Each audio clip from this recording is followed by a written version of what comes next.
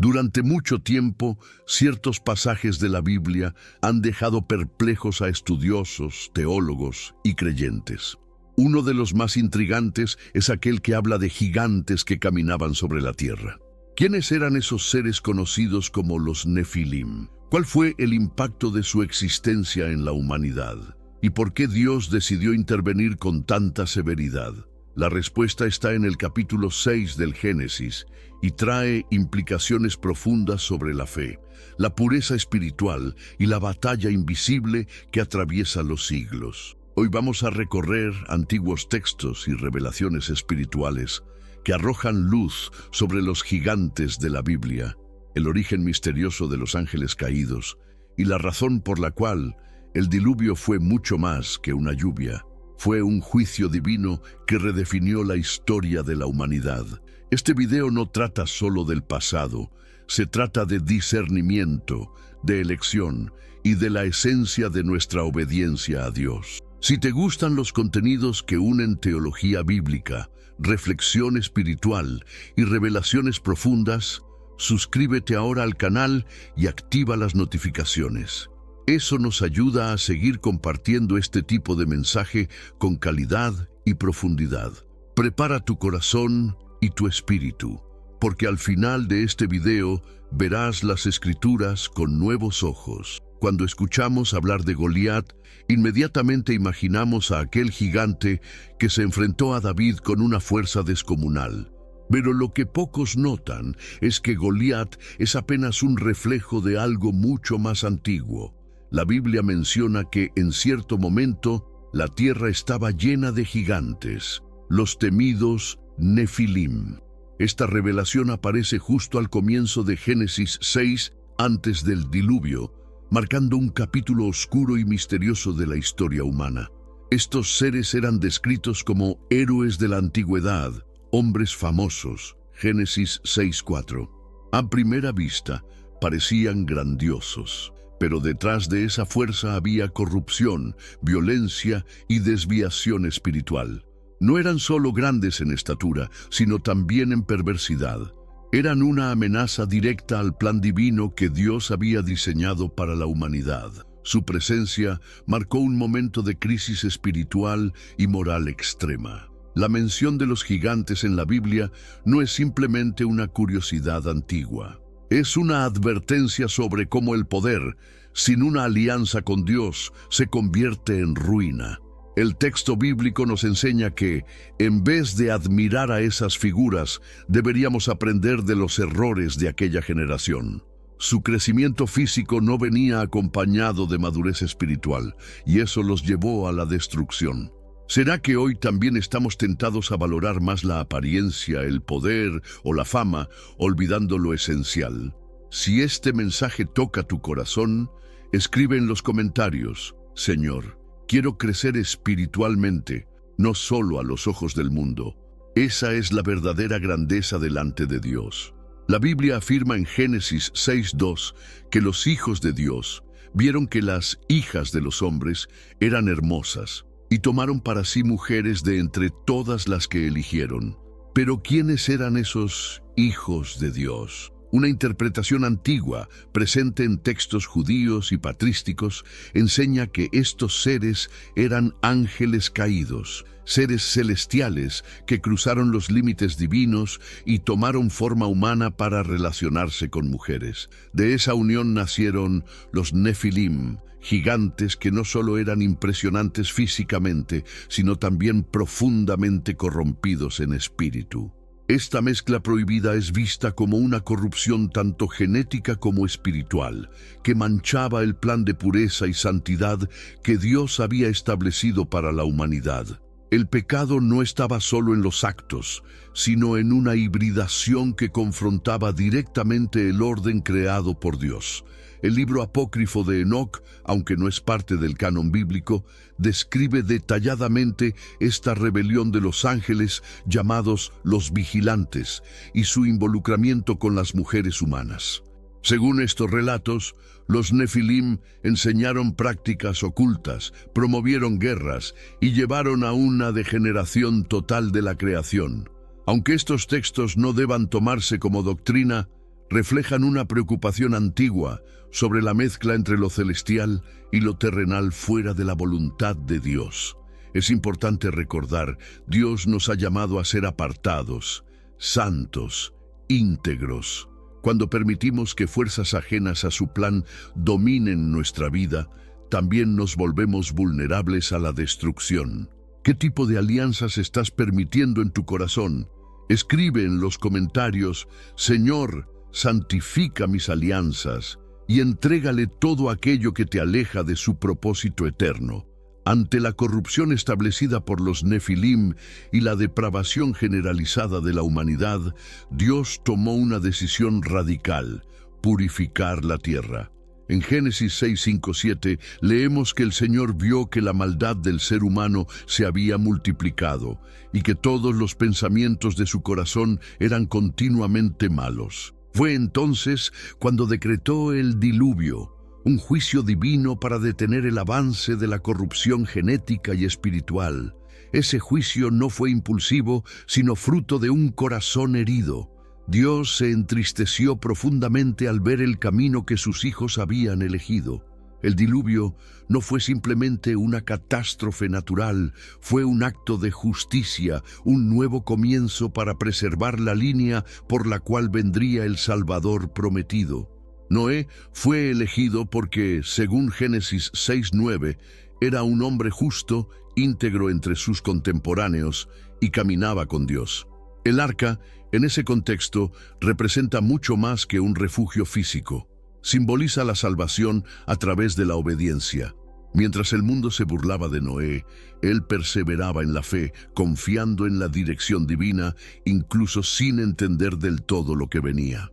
La lluvia cayó no solo sobre los impíos, sino también sobre el justo, pero solo éste fue salvado porque estaba en alianza con Dios. Hoy en día, también enfrentamos tormentas, pero quien camina con Dios encuentra refugio.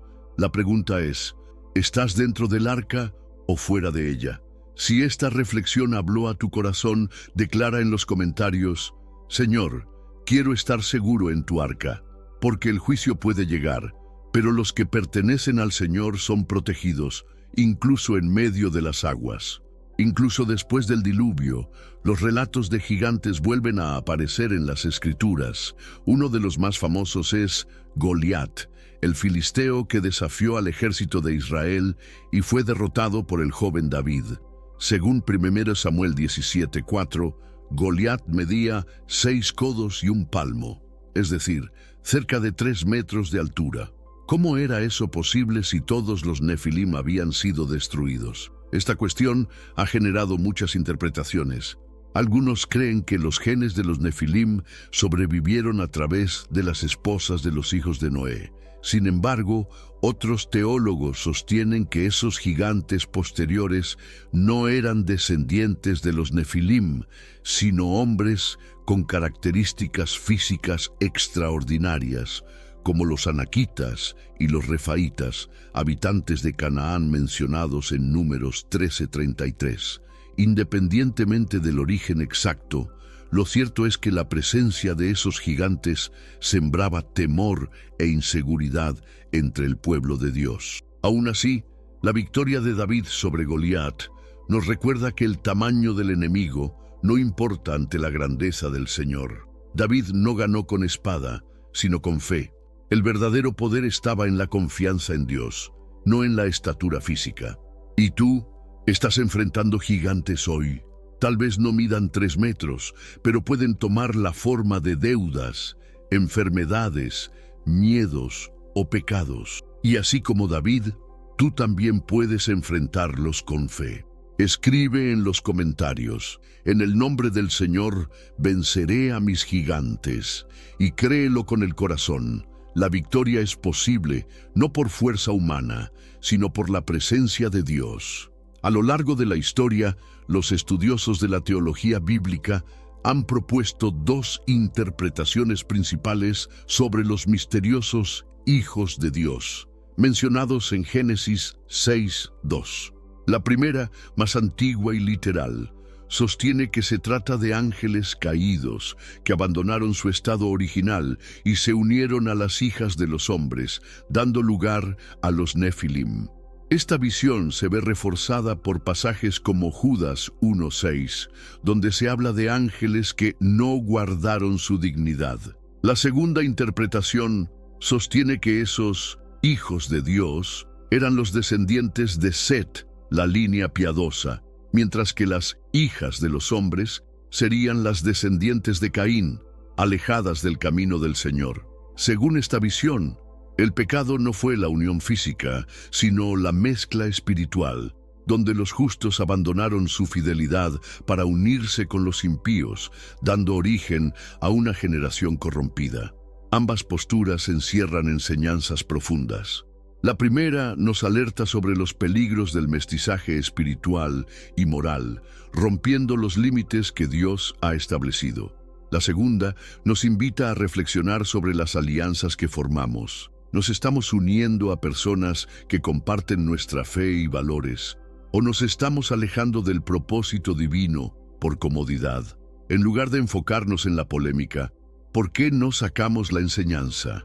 La Biblia está llena de símbolos y misterios, pero su meta principal es transformar el corazón. Escribe en los comentarios: Señor, ayúdame a elegir alianzas que te honren, porque más importante que entender el pasado es vivir en santidad en el presente.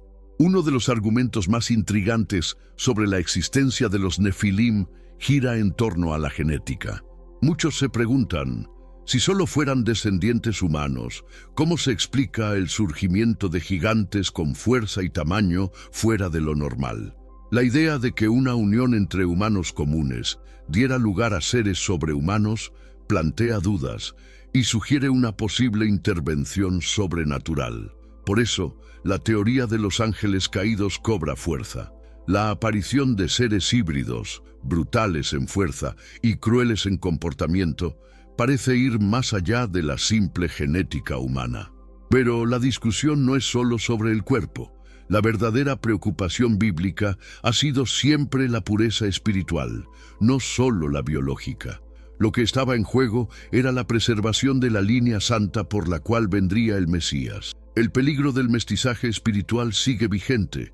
A menudo dejamos que ideas, valores e influencias contrarias al reino de Dios se mezclen con nuestra fe. Y así como en el pasado, esto genera confusión, distorsión de la verdad y alejamiento del plan divino. Dios no mira solo la sangre, sino también el corazón. ¿Estás cuidando tu pureza espiritual? ¿O estás permitiendo que tu fe se contamine con influencias que desagradan a Dios? Si esta pregunta te confronta, escribe en los comentarios: Señor, purifica mi corazón y mi mente, porque la santidad comienza en las decisiones que tomamos a diario.